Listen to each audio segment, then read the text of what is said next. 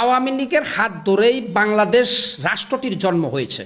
এটা চূড়ান্ত সত্য। এই সত্যর বাইরে যারা কথা বলবে তারা হচ্ছে ছাগলের 3 নাম্বার বাচ্চা।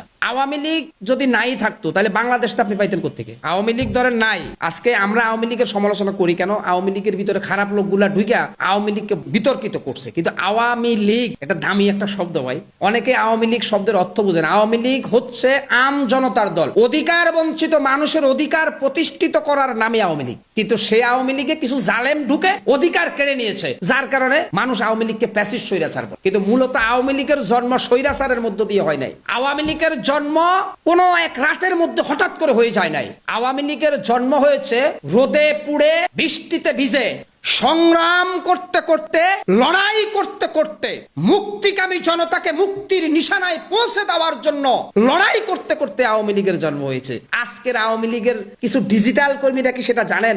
যদি তারা জানতো, আজকে আওয়ামী লীগের সামনে কথা বলার মতো কোনো রাজনৈতিক দল বাংলাদেশে থাকার কথা ছিল না।